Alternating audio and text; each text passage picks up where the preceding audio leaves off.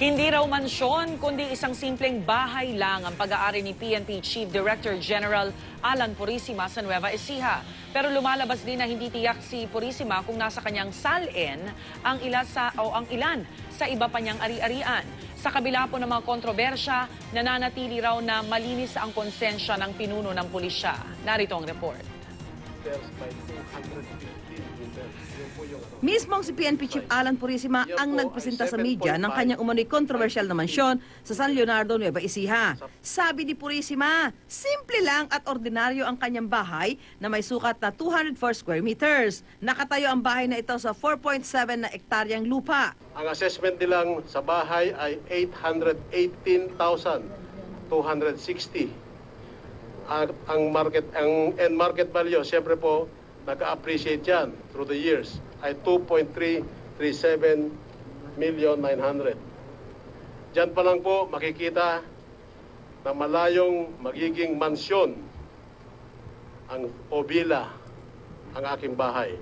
Bukod sa bahay, mayroon ding lumang gazebo, garahe at swimming pool na hindi naman daw Olympic size ang laki. Sabi pa ni Purisima, unti-unti raw ipinagawa ang mga ito ng kanyang pamilya sa loob ng mahabang panahon. Bukod sa San Leonardo, mayroon din daw farm si Purisima sa sitio ng Kalanutan na sakop ng barangay Aulo sa Palayan City. Halos 200 hektarya raw ang lawak ng lupaing ito. Sa tuktok ng bundok, matatanaw ang rest house at mga puno ng mangga.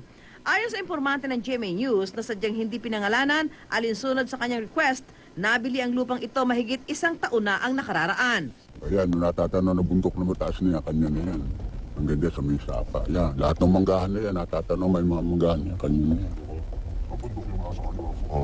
Yan, mga manggahan niya, kanya yan. Nabili na ni Purisima yan. Sa kalapit na lugar, ang 20 pa raw ektaryang lupain na pag-aari pa rin ni Purisima. Pero wala pa ang mga ito sa SALN ni Purisima noong nakaraang taon.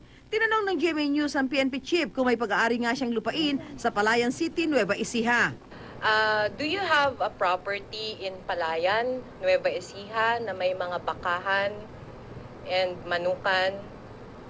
Wala po. Wala po akong, pero meron property sa Palayan, Nueva Ecija. Basta yun yung mga properties po na yun ay na-acquire po natin, nakuha po natin sa mga magsasaka po doon na halos hindi naman masaka yung mga lugar, kaya napakamura po yung mga pagkakuha po natin doon. Was it declared in your SALN, General? Not sure, i-check ko po sa aking SALN.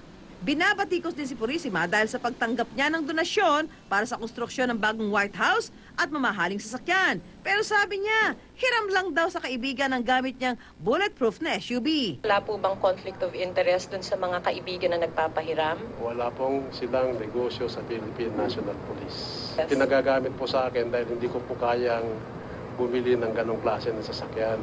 Dahil yan ay kailangan po natin sa seguridad. Ang Bureau of Internal Revenue naman, nagmo-monitor lang daw sa ngayon. Sa kabila ng batikos, tuloy lang daw sa trabaho si Purisima. Sir, you're not resigning. Thank you, Maki. I think you said that that's the last question. Thank you, sir.